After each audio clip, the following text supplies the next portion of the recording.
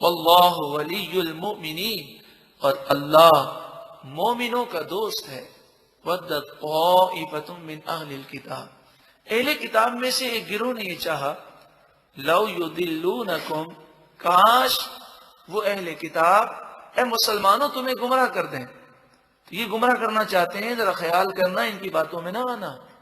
وما یضلون الا انفسهم، حالانکہ وہ خود اپنے آپ کو گمراہ کر رہے ہیں، کیونکہ صحابہ کرام کو تو کوئی گمراہ کر ہی نہیں سکتا۔ وما یشعرون، ان یہودیوں کو خود ہی شعور نہیں۔ یا اہل الکتاب، اے اہل کتاب، لم تکفرون بآیات اللہ، تم اللہ کی آیتوں کے ساتھ کفر کیوں کرتے ہو؟ وانتم تشہدون، حالانکہ تم گواہ ہو کہ نبی آخر الزمان کا ذکر توریت میں ہے، انجیل میں ہے، پھر تم مانتے کیوں نہیں؟ یا اہل الکتاب، اے اہل کتاب، لم تلبسون الحق بالباطل، تم باطل کے ساتھ حق کو کیوں ملاتے ہو؟ یعنی جو توریت کی آیتیں ہیں اس میں اپنی طرف سے باتیں کیوں ایڈ کرتے ہو، کیوں جمع کر دیتے ہو؟ وَتَكْتُمُونَ الْحَقَّ، اور تم کیوں حق کو چھپاتے ہو؟ وَأَنْتُمْ تَعْلَمُونَ، حالانکہ تم جانتے ہو۔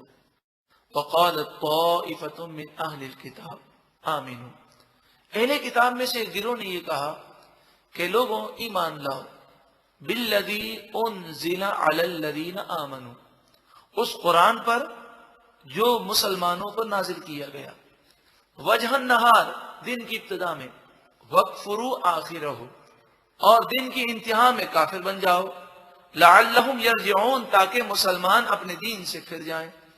یہ ایک بڑی سازش تیار کی گئی۔ رات کو انہوں نے منصوبہ بنایا اور کہا کہ صبح حضور کی بارگاہ میں جا کر کہیں گے کہ آپ نبی و آخر الزمان ہمیں لگتے ہیں، آخری نبی آپ ہی محسوس ہوتے ہیں، ہم آپ پر ایمان لاتے ہیں۔ پھر لوگوں میں بڑا مشہور کریں گے کہ بڑے بڑے یہودی سردار ایمان لے آئے، اور جب پروپیگنڈا ہو جائے گا پھر شام کے وقت سب دوبارہ کافر ہونے کا اعلان کر دیں گے، پھر اس کا پروپیگنڈا کریں گے اور لوگوں میں یہ شور مچائیں گے کہ ہم تو نبی آخر الزمان سمجھ کے گئے تھے، مگر جب اندر جا کر دیکھا تو نعوذ باللہ من ذالک، ہمیں یہ محسوس ہوا کہ یہ وہ آخری نبی نہیں ہے۔ اس طرح مسلمان شک میں مبتلا ہوں گے اور کئی مسلمان دین اسلام کو چھوڑ دیں گے۔ انہوں نے رات کو منصوبہ بنایا اور ان کا منصوبہ ابھی تکمیل کے مراحل میں تھا کہ اللہ تبارک و تعالی نے اس آیت کریمہ کو نازل فرما دیا، اور صبح نبی کریم صلی اللہ علیہ وآلہ وسلم نے یہ آیت مسلمانوں کو سنائی۔ یہودیوں کو بڑی شرمندگی ہوئی کہ ہم نے منصوبہ بنایا، یہ منصوبہ ظاہر ہو گیا۔ اب ایمان لانے میں کوئی چیز باقی نہ رہی تھی ان کے لیے، انہیں یقین آ جانا چاہیے تھا کہ یہ نبی سچے نبی ہیں، کہ ہمارے منصوبے کی خبر اللہ نے انہیں دے دی، مگر ضد کا کیا علاج کیا جائے؟ کہ ایسے ضدی تھے کہ وہ ایمان نہ لائے۔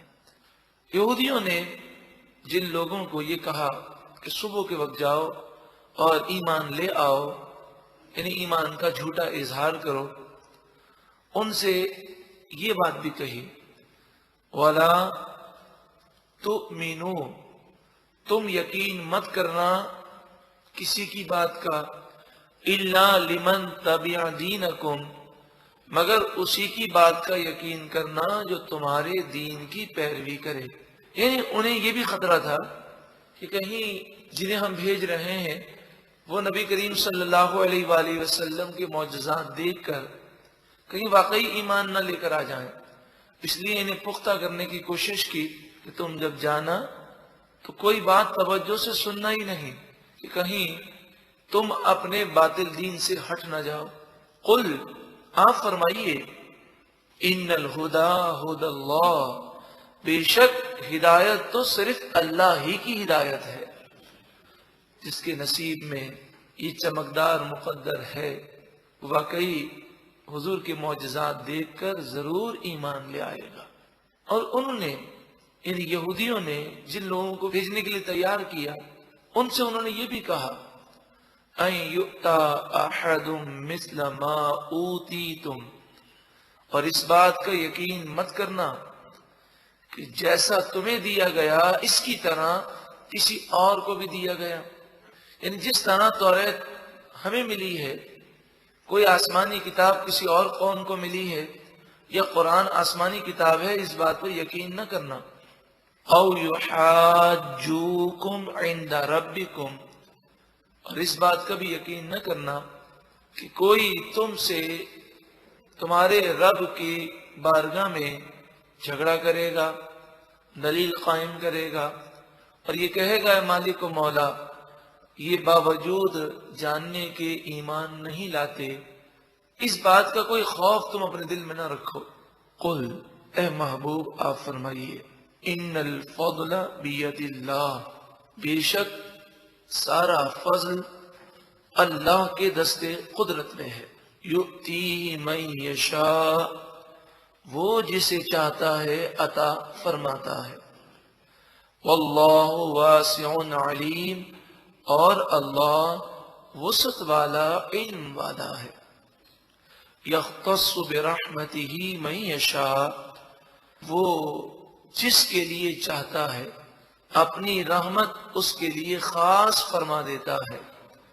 واللہ ذو الفضل العظیم، اور اللہ بڑے فضل والا ہے۔ اس آیت کریمہ میں اللہ کی رحمت کا ذکر ہے، اللہ کے فضل کا ذکر ہے۔ اللہ تعالیٰ کی بارگاہ میں دعا ہے کہ اللہ ہمیں اپنا فضل اور اپنی رحمت عطا فرمائے۔ ومن اہل الکتاب، اہل کتاب میں سے بعض لوگ ایسے ہیں، من ان تأمنہ بقنطار یؤدیہ الیک، اگر تو انہیں ڈھیر سونے کا امین بنائے تو وہ تجھے وہ ڈھیر سونا واپس دے دیں گے۔ اہل کتاب کی دو قسمیں قرآن نے بیان کی۔ ایک تو وہ ہیں جو توریت پر عمل کرنے والے ہیں، انجیل پر عمل کرنے والے ہیں، انہیں اگر ڈھیر دولت کا بھی امانت دار بنایا جائے تو وہ امانت میں خیانت نہیں کرتے۔ جب وہ اتنے امین ہیں تو مفسرین فرماتے ہیں کہ توریت کے بھی وہ امین ہیں، نہ تو وہ توریت میں رد و بدل کرتے ہیں، نہ وہ توریت کے احکام چھپاتے ہیں۔ اور یہ وہ لوگ تھے کہ جب نبی آخر الزمان صلی اللہ علیہ وسلم کا انہوں نے دیدار کیا تو دیکھتے ہی حضور پر ایمان لے آئے۔ وَمِنْهُمْ مَنْ إِنْ تَأْمَنْهُ بِدِينَارٍ، اور ان یہودیوں میں سے، توریت کے ماننے والوں میں سے بعض وہ ہیں کہ تو انہیں ایک دینار، سونے کی ایک اشرفی کا امین بنائے، امانتاً اس کے پاس رکھوائے، لا یؤدیہ الیک، وہ تجھے واپس نہیں کریں گے۔ اتنے امانت میں خیانت کرنے والے ہیں۔ الا ما دمت علیہ قائما، ہاں جب تک تو ان پر کھڑا رہے تیری امانت ضائع نہیں ہوگی، لیکن جیسے ہی تو یہاں سے ہٹا یہ تیری امانت کھا جائیں گے۔ ایسے لوگ ہیں۔ ایسا کیوں ہے؟ جو اللہ تعالیٰ کی طرف سے دی ہوئی امانت میں خیانت کرے، توریت میں رد و بدل کر دے، توریت کی باتوں کو چھپائے، تو وہ لوگوں کے ساتھ بھی بڑا خائن اور خیانت دار ہے۔ اس لیے یہ لوگ بڑے خائن ہیں۔ ذَلِكَ بِأَنَّهُمْ قَالُوا لَيْسَ عَلَيْنَا فِي الْأُمِّيِّينَ سَبِيلٌ، یہ اس وجہ سے کہ وہ کہتے ہیں ہماری پکڑ امیین کے بارے میں نہیں ہوگی۔